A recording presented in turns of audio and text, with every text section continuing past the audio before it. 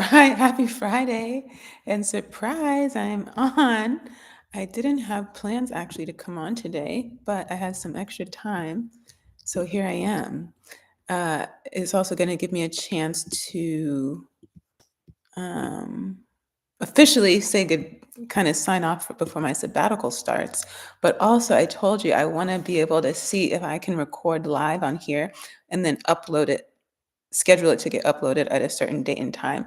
So usually when I record in the past and I do like schedule at a later date, I've used my camera, which is fine. It's just extra step, extra setup. And so one reason I love live YouTube, even Instagram, LinkedIn, is because there's no editing. You can just be more consistent and get more of your time back and avoid social media burnout. So this is a real video, but it's also a test. I scheduled this to come out. So right now it's Friday, November 29th. I hope you had a happy Thanksgiving. I want to schedule this for Sunday, December 1st at 5 p.m. and see if it actually will upload then. So this is a test. Today, as you can tell by the title, we're going to talk about clinical rotations for nurses and nurse practitioners. I've spent so much time talking about internships and externships and actual practice. And I thought I should probably back up a little bit because some of you might be in middle school or high school, college, in a different career. So you may not have even applied to nursing school, started nursing school. And so you hear about clinical rotations and orientation and preceptorship, but you really don't know what that means other than what you've heard or seen on TV. And so I thought I'd just back up a little bit and talk about how to become a nurse.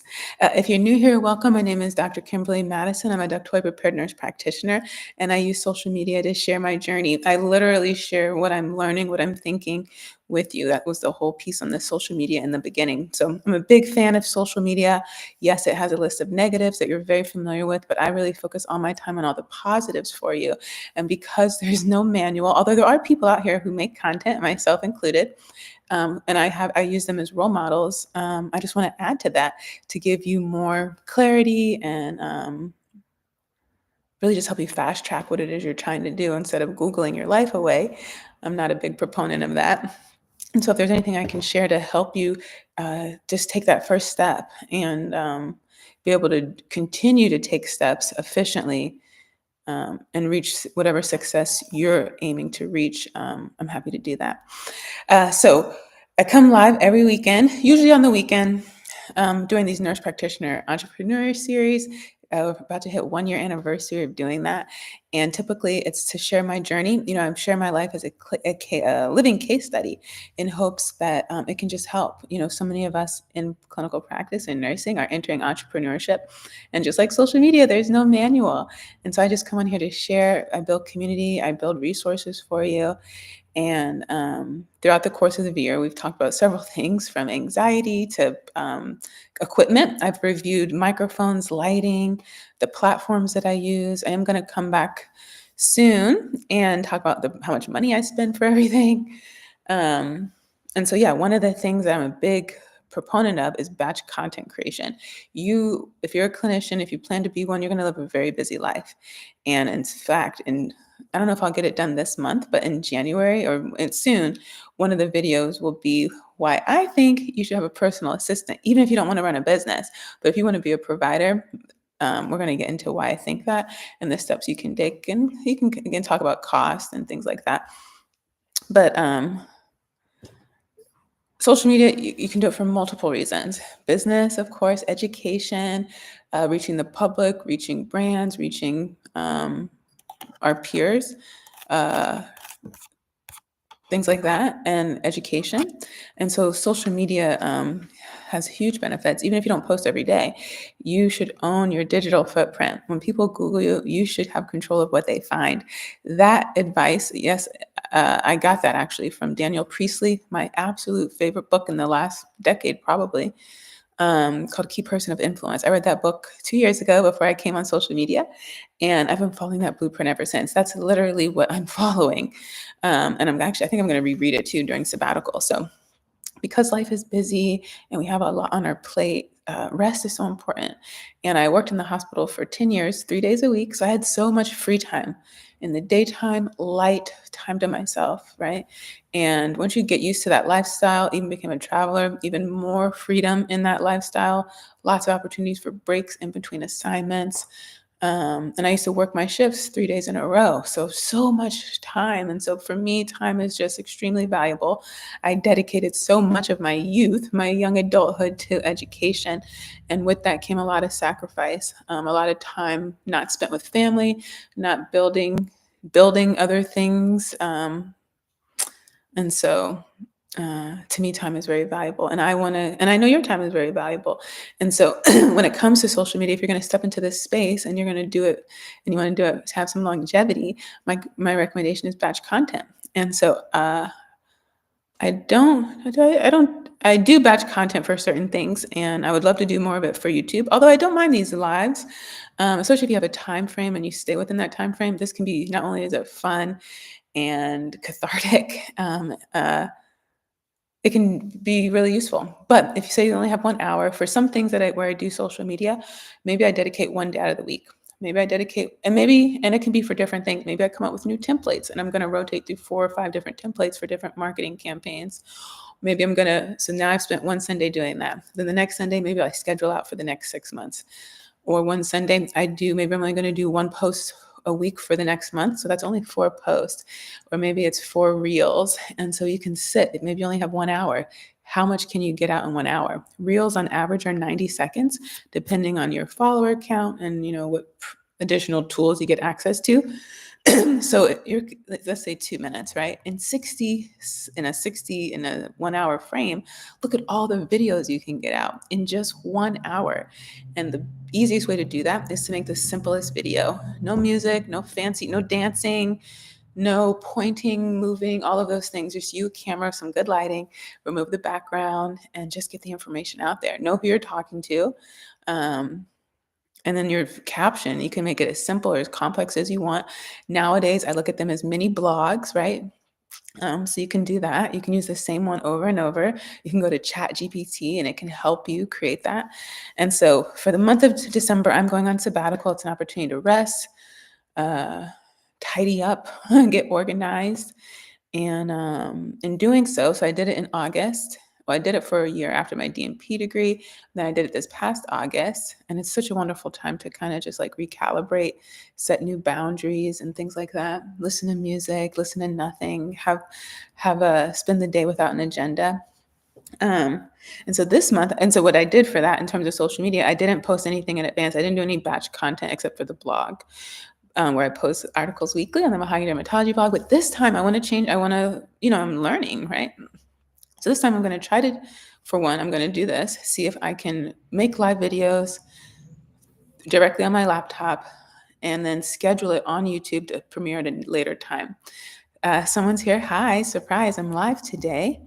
And I think even if this doesn't work out where this comes up later, I think once I'm done, I might be able to edit it and schedule it for later. So we'll see. So that's one thing I want to see this December is practice batch content for this channel and how that can be done. And if I have to use my camera, that's fine. But I want to be able to give you some suggestions. And then the blog will continue. The blog always continues. I'm not sure to what extent I want to batch content for like Instagram and LinkedIn. Because then you have to go check it, right? And I like my correspondence to be pretty swift. So I think I will just leave my message up today about going on sabbatical, because that's part of the sabbatical is taking a break from some of the things that I spend time on.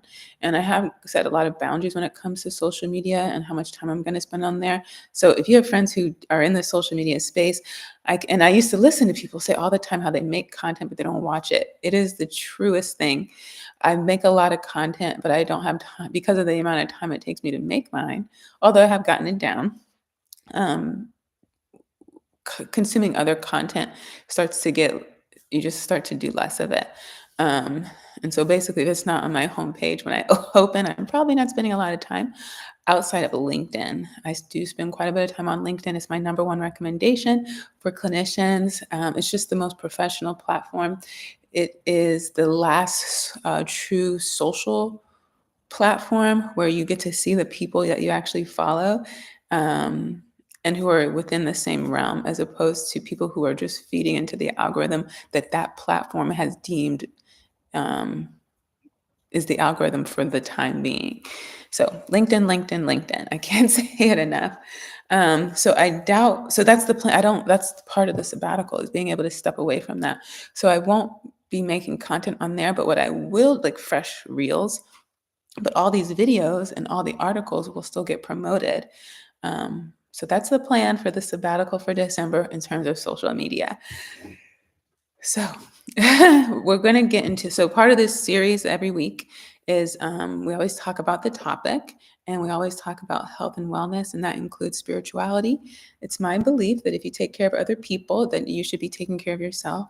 And that includes your physical body, your mental health, your financial health, which we'll be talking more about in the upcoming year, relationships.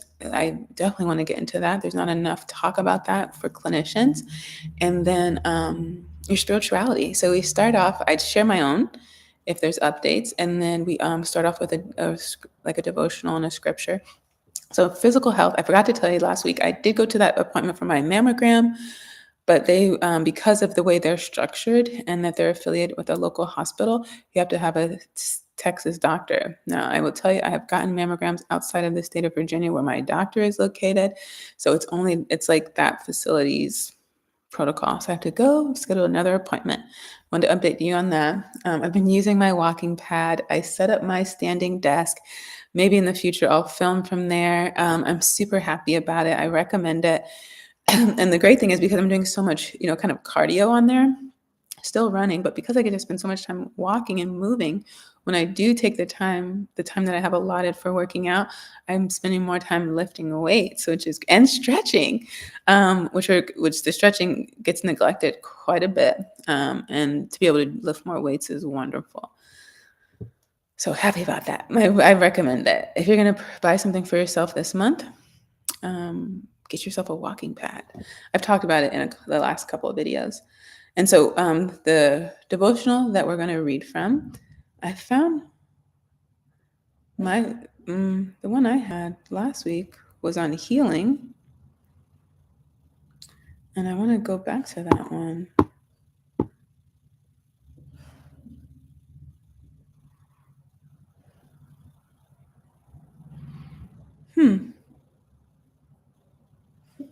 I thought it was here.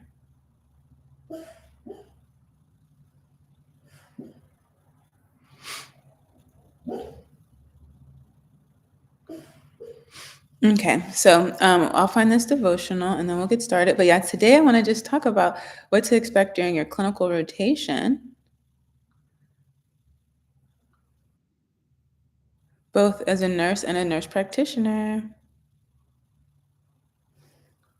Okay. This one's called We All Need Healing. All of us need some type of healing in our lives. We might have a physical illness, emotional trauma, mental distress, or spiritual burden that we just keep battling, even after years of praying it away. The people who were alive when Jesus walked the earth were no different than us. They had kids who were sick, diseases that alienated them, and mental struggles that kept them in prison. And although they may not have known who Jesus truly was, they knew one thing: calling on him for healing was their last hope. So they did. The book of Matthew, Mark, Luke, and John are filled with stories of people being healed by Jesus. And not just the typical placing your hand on someone kind of healing, but he healed people in many different ways. People are healed when he spoke to them, touched them, questioned them, even when he did unusual things like spitting in the mud and sending people away to see a priest. We don't know every instance of healing that occurred while Jesus was on the earth. We're told by John that there wouldn't be enough room to write down every amazing thing Jesus did. Basically, if you were in Jesus' presence or not, or if you struggled in your belief or not, Jesus had the power to heal you. Let's take the son of a prominent government official in John 4. This man's son was very ill and close to death. When he heard that Jesus was in town, he found Jesus and begged him to heal his sick son. Jesus stayed where he was and simply said, "Go, your son will live." We'll later learn that the son did indeed get better. In fact, the moment Jesus spoke was the moment the fever left the boy. What an amazing miracle. Jesus wasn't even near the boy, nor did he lay his eyes on him. He literally spoke 5 words. And just like that, the son was healed, and an entire family believed in Jesus. Regardless of how Jesus heals, we just need to recognize that he heals and does it how he sees fit. In the following days of this plan, or when you see me next time, we'll continue to learn about a variety of ways that Jesus healed people. May it encourage all of us that our Savior was a miracle worker and is still working miracles today. Let's pray that we have eyes to see them. Mm-hmm. And our scripture for today,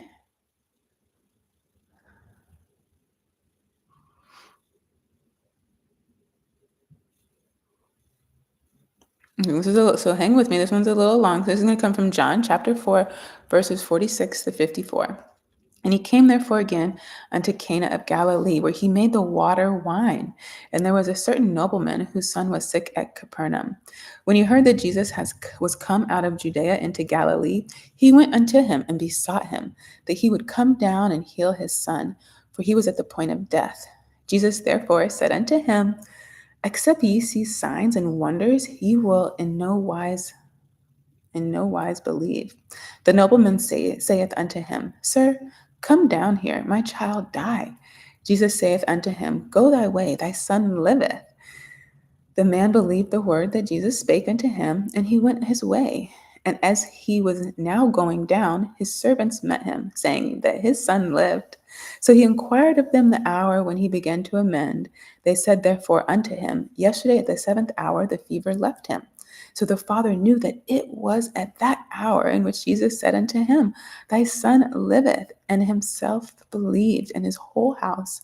This is again the second sign that Jesus did, having come out of Judea of Galilee. Amen. Thank you for listening. There was that piece at the end.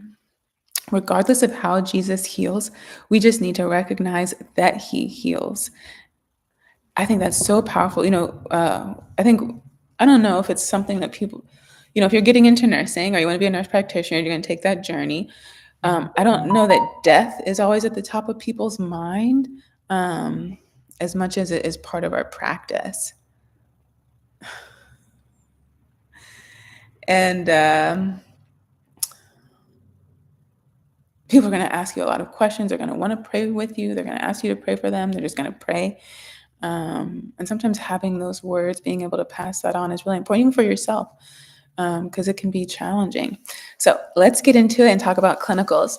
So when you go, every school is so different, but there's an entry point. And this is really for the BSN, because I can't really speak to the CNA or the LPN part, other than I know that it's a shorter course. And the setting in which you learn can vary. So I know for LPNs, I believe they all do their training in long-term care settings, but you can clarify that for me in the comments, because when I worked on the West Coast, there were LPNs in the hospital with us working. And so I would imagine at some point they had some orientation there. I don't know if it was part of their initial training though. And then CNAs can work home health, long-term care, hospital. I don't know where they get their initial training, but I do know for the bachelor's student, it's going to be in the hospital. And that can give a false impression that that's the only place or the first place you should start your career. And that's not true. You can literally start wherever you want, okay? Even in Durham in an outpatient clinic, which would be my recommendation.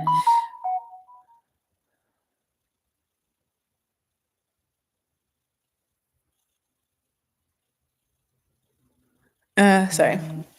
And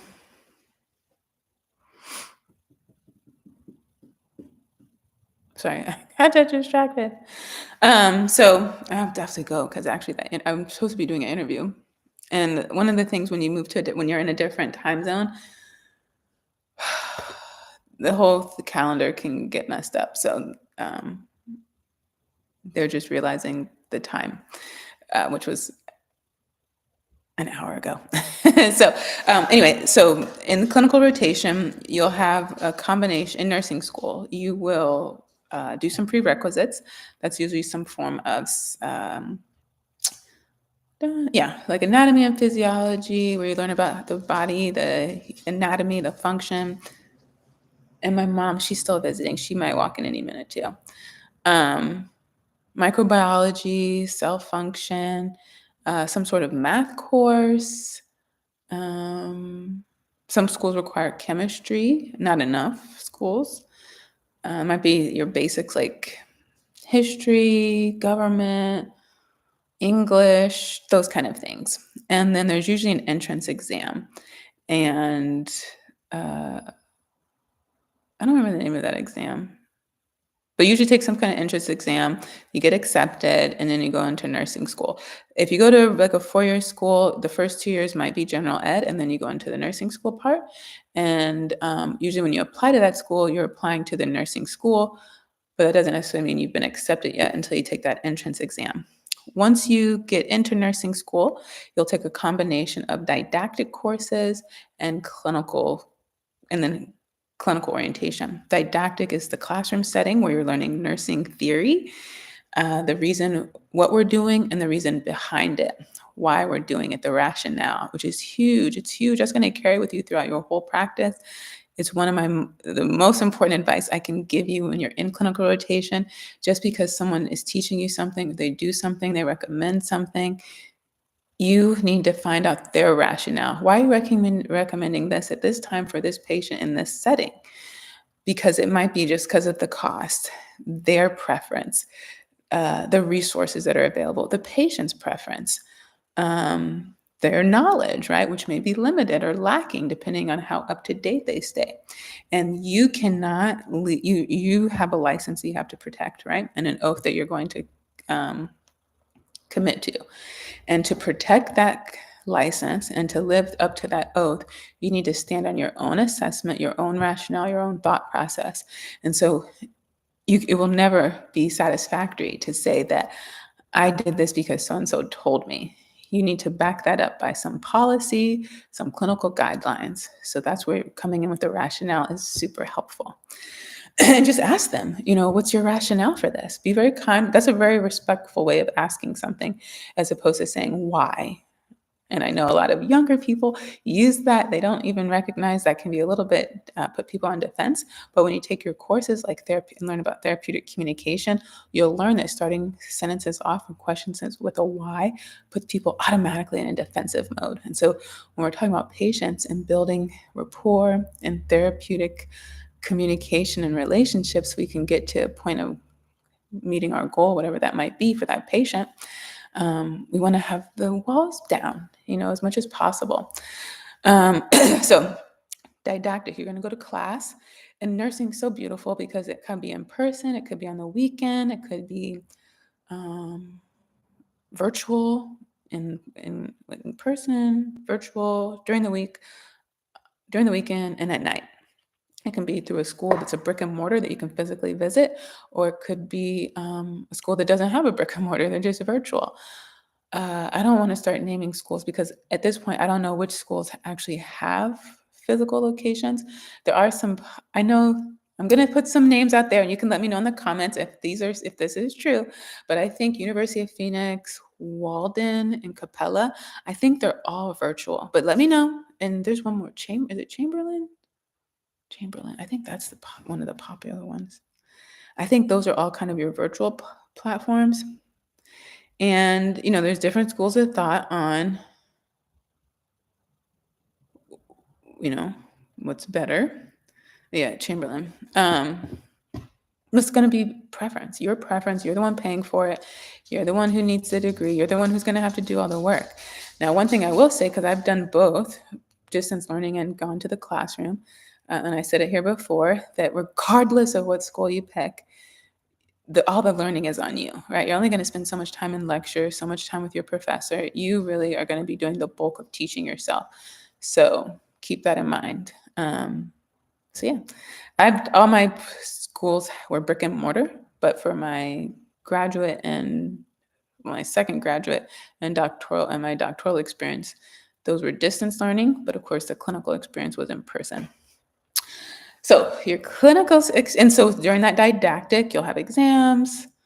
I don't know if there were quizzes, but typically, in college, you have three or four exams. And upfront in the beginning of the semester, you'll be told if there's a comprehensive exam at the end. So just because you take one exam in September doesn't mean you can like dump it. Like you need to retain that information because in December you'll be tested on it again. And that really just helps you both for preparing for boards and also in your practice. Because if you learn about high blood pressure now, you're going to be implementing that later and throughout your career. So we don't want you to forget it. Nursing school is going to focus on boards. So the country is a capitalistic country, right? It thrives on having a labor force. So the labor force needs to have skills. So they created schools to provide skills. They don't give you jobs unless you go to those schools, right? That's how you maintain the system and the network. So if we make it a requirement to go to these schools to get a good job, a better paying job, people will go to those schools regardless of how expensive it gets. So the school is a business. The school's like, okay, you want to practice, you need a license, something again you'll have to pay for and to get and maintain. Well, you can come to the school, we'll give you this license because that's the only way they're going to let you work, right? We have an agreement.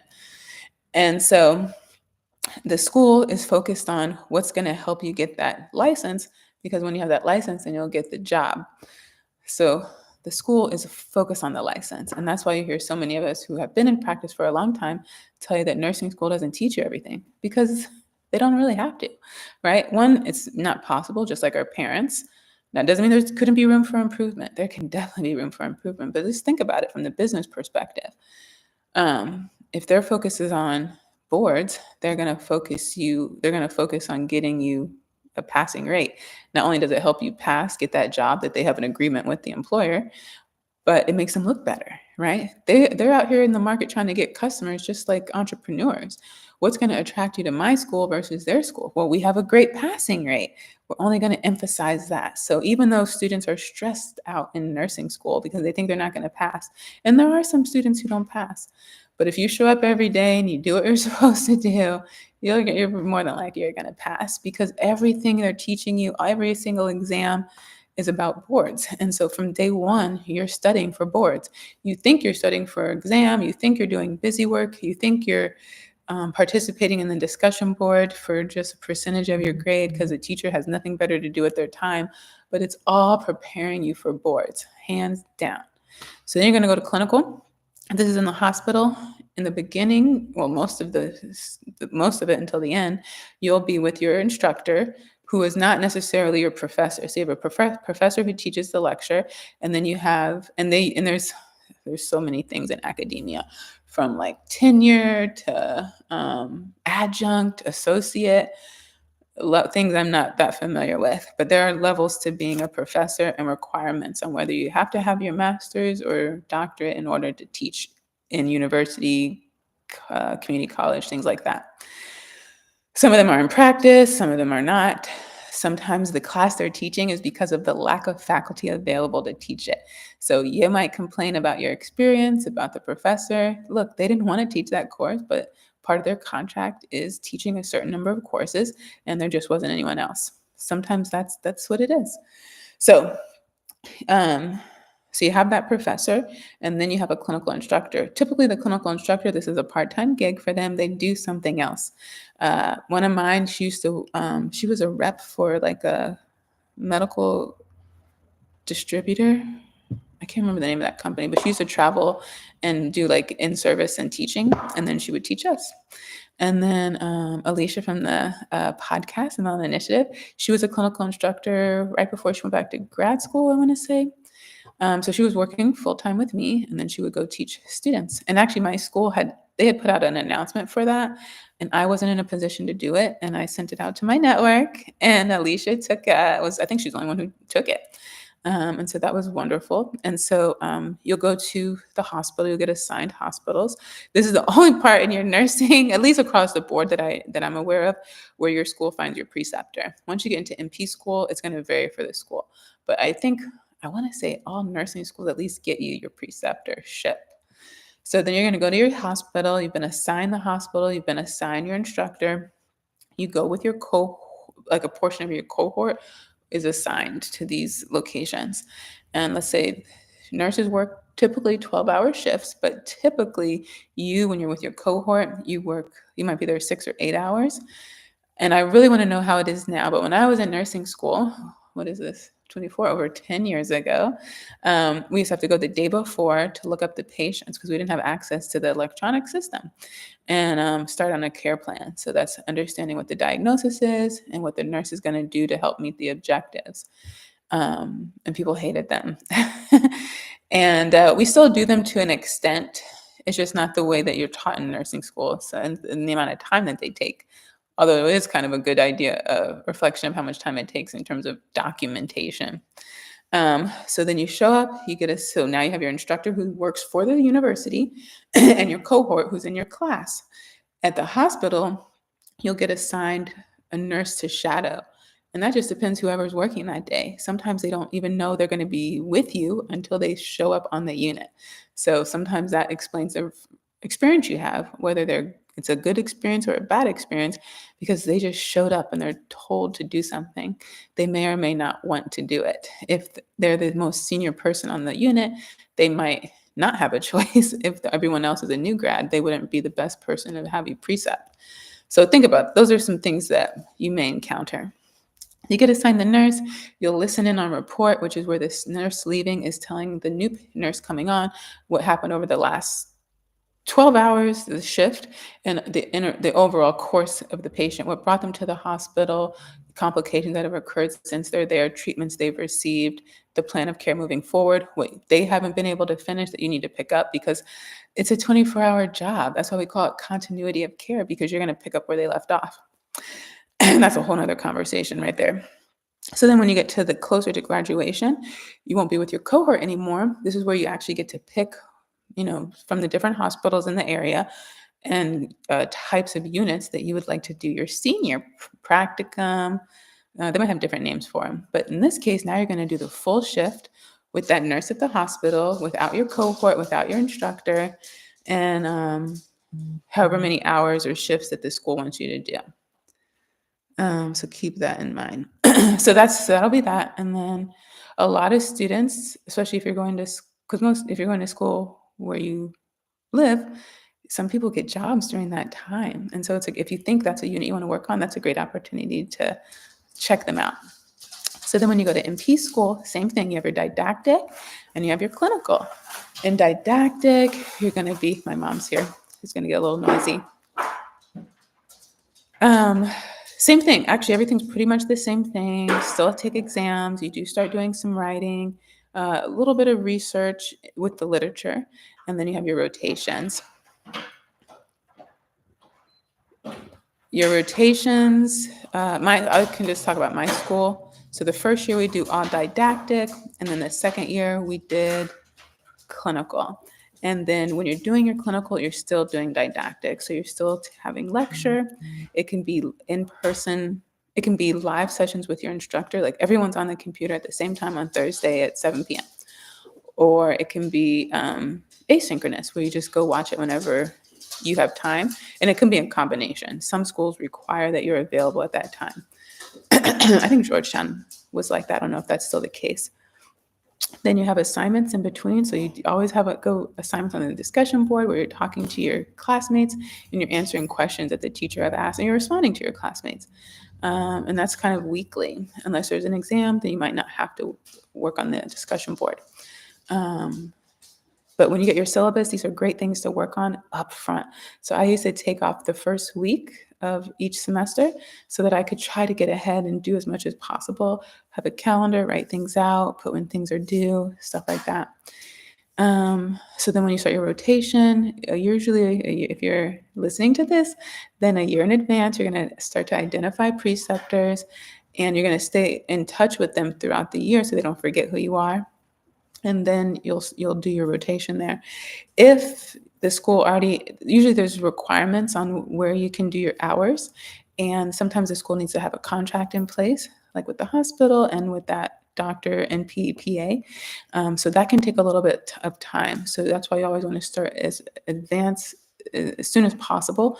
One, to get agreement from everyone involved. Two, to take care of all the necessary paperwork.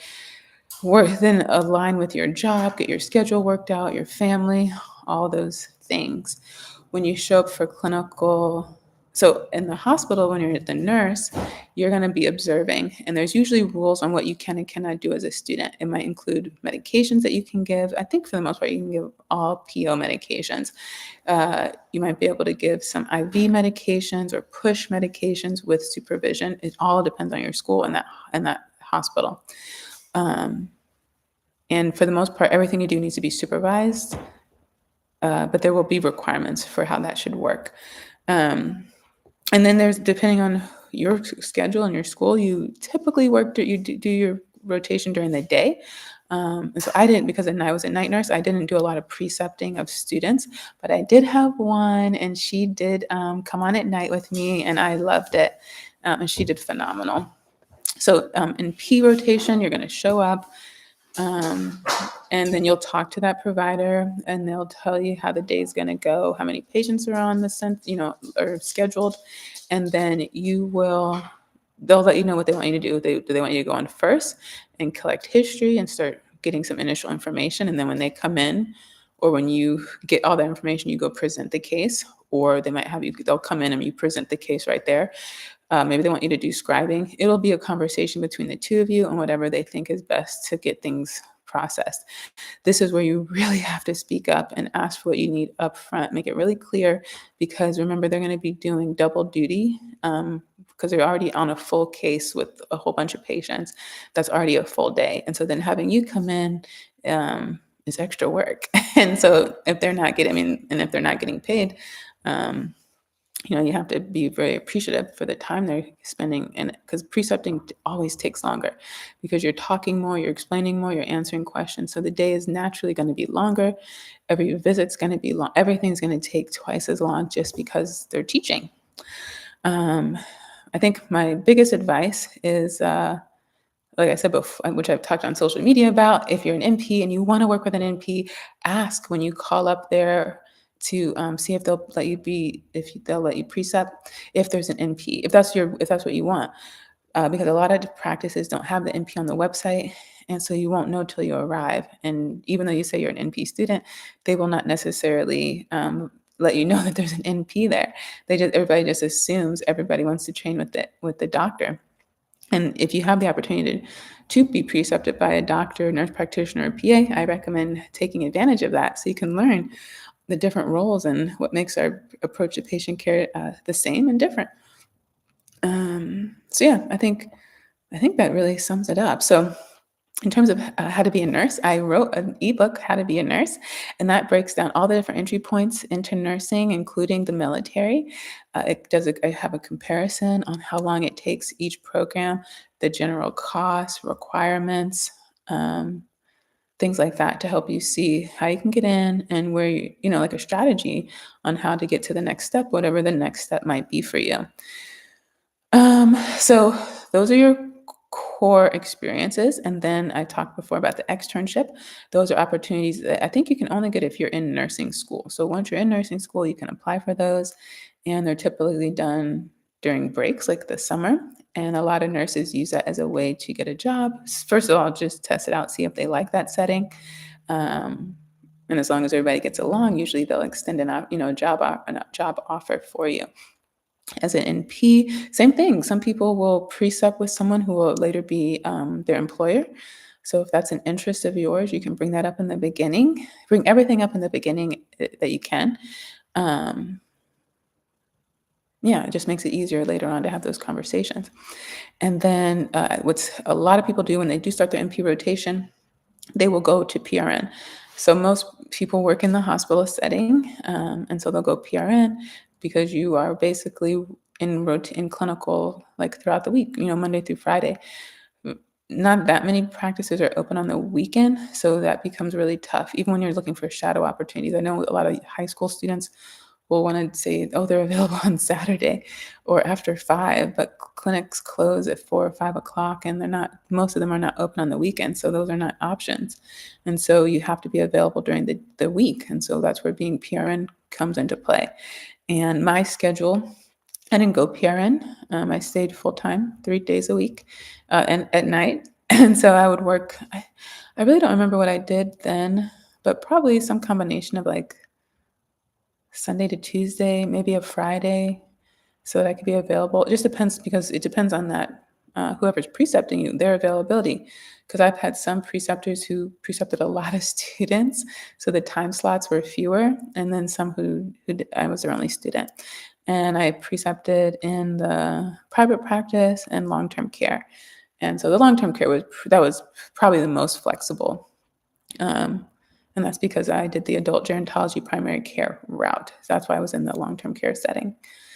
And so I don't have any ebooks on clinical rotation, but the mentorship guide and the from bedside to dermatology step-by-step guide for nurses. There's lots of information in there to help you maximize your time in clinic because your school is depending on you to lead that experience, even though you've never done it. And and that's why I think the school fails the student. And then the preceptor assumes you know what you need, and you don't know because you've never done it. And so these guides are there to help you, particularly help you get dermatology experience that you can add not only to your CV but to your experience, so you can decide if that's a route you want to take. So I think that's all I have for rotations. If you have questions that I haven't answered, let me know. At the time of this, you can still RSVP for our DMP Dermatology and PPA group's first winter meet and greet in Blacksburg, Virginia on December 3rd from 6 to 10. I asked Caleb, he's your advisor, if they're keeping that 6 to 10 slot because he said it was subject to change. And I'm just waiting for him to tell me if it has changed. And then he should be announcing the venue today, I believe. So if you don't hear from him, reach out to us. And then I also reached out to Derek, your advisor in Richmond, to confirm if December 18th is the selected time. So December 3rd, that's actually Tuesday. And then the 18th is a Wednesday. So I'm still waiting for him to confirm the date, time, and venue. But he was well prepared. He's been waiting for this for a long time. And both events are sponsored by Arcutis, so it should be a wonderful time. Shout out to them. Shout out to Emily, who's been so gracious and kind in helping us support the group. Those links are below. Virtual Preceptor Shop is below. In addition to your From Bedside to Dermatology guide, you can also check out the Dermatology NP Starter Kit. And thank you to those of you who've made purchases, most recently the mentorship guide. Yes, I love making these dermatology resources for you, but hands down, the mentorship guide is my absolute most valued work. It's so important. Mentorship is so important. Not only is that guide there for the mentee and the mentor, it's broken down into how you can best support the student at the bachelor's, master's, and doctoral level if they're a student. And if not, that's fine too. It can still be very useful in helping you get clarity and helping you with your communication. It can be repurposed not only to build mentorship relationship to see if is this a good match. As you will see in your rotations, not every match is good just because that person has experience. That's almost the lowest qualification I can think of. But you can repurpose it for personal statements when you're applying to these programs, scholarships, jobs, partnerships. If you're reaching out to join boards and have speaking engagements, everybody's going to want to know the same questions from you, and you're just going to re-edit them, revamp them to fit that need. But at least you'll have the clarity. Once you've answered the questions in that booklet, which are about 13, you're going to be ready to have any conversation, and you're going to be pretty confident about the choice that you've taken. And if you're using it as a mentorship guide, you can have your mentee do it in advance, or because there are about 13 questions, you can focus on one question a month and then also follow up on the things that they have going on at that time. So to those of you who've purchased that book, I'm so proud of you for recognizing the importance of having mentorship and also having a strategy about establishing that relationship and maintaining it. Diversity in Dermatology, have our conference coming up March 27th to the 30th in Louisville, Kentucky. We'll be staying at the Marriott downtown, 4 days, full of PAC CE information. We've broken up our segments into different segments that you can find, including hair loss. We always talk about professional development, entrepreneurship, and we have our 3 free workshops: aesthetics, dermoscopy, and surgical. I know for the aesthetics, the first 100 people who sign up can get access to that. We'll have the Erica Berry. She is an NP with a med spot in Maryland, and also known as Injector Bunny on social media. So she'll be there. We honor our Achieve program students, which is our 12-month online didactic program for NPs and PAs in their first 3 years of derm to build your medical derm foundation. There's a fee to apply and an application that must be completed, but we now have a rolling admission, so you can apply all year long. I'm always willing to answer questions. I was in the 2023 cohort. People in that program get jobs while they're in there, and looking forward to growing and expanding what we're able to offer our participants in the upcoming year. And then we'll be at Churchill Downs one night. So you get a chance to dress up. And of course, it's, Louisville is the home of bourbon, Muhammad Ali, the mint julep, the Louisville Slugger. It was voted one of the best places to visit by Travel and Leisure this year. And it's just a really good, I love the Midwest. I've only heard positive things since announcing this location. And so super excited to go there and see you all. And we have virtual programming events all year long. So when you follow and become a member, which is free, you'll be notified when those free events occur. And we typically give a gift for those of you who participate and complete your post-event survey. And we're still, we have our sister group in Atlanta, Derm P's and P's of Atlanta. Shout out to Allie, who's in the middle of exams and group presentations as her and the rest of our students close out their semester. And then we have a monthly virtual grand round starting in January. I'm still working on the DMV Dermatology MPPA groups, the Dermatology DMP Project Ideas book. That'll be my first publication. Today, I'm dropping a new article on the Mahogany Dermatology blog. I think my favorite article to date. It's so funny. I started this journey, I had the same goals you did, right? Patient care. But it has just evolved and been refined over the course of the last couple of years. And so I'm so grateful for that. This article coming out today is on the many skin of color resources I could find. So, I talk about all the time the lack of diversity in dermatology when it comes to things like medical images in textbooks. And yes, there is still a lot of work that can be done. Our incoming president of the American Academy of Dermatology is Dr. Susan Taylor. Over 20 years ago, she founded the Skin of Color Society. There are articles coming out every week about increasing diversity in dermatology, particularly when it comes to education. We have companies like Visual DX, who has the largest skin of color atlas, over 45,000 images. And yet we still have so much ways to go. But at the same time, we actually do have a list of resources, some of my favorite written by Dr. Taylor. And so in the article that's dropping later today, I list those resources, right? And the real question is, why aren't they being recommended or required in medical and nursing school? That's the real question, my friends. But when I have that article posted, I'll put the link below, but you can also just go over to the blog, Mahogany Dermatology, and check it out. If you see anything that should be added there, please let me know. One thing I've noticed already is there's not enough pediatric resources. Certainly there could be way more when it comes to cosmetics. And I've made some friends this year that I think with our coming together, we'll be able to put a dent in that, particularly when it comes to nursing education. That's really what I want to see. So if you're listening to this and you're interested in increasing the number of medical education resources, textbooks, images, digital, hands-on learning models, and you want to work with me, let's do it. So that's all I have, friends, I think. So yeah, thank you so much. I appreciate your comments. Oh, I appreciate you so much for taking the time out to leave those comments. And please continue to let me know how I can best support you. I hope you had a wonderful and happy Thanksgiving, and that you have the opportunity in December at some point to take some rest. And like I said, to have a day, week, month without an agenda. See what that looks like. See what that feels like. I thank you so much for watching. I'll see you next time.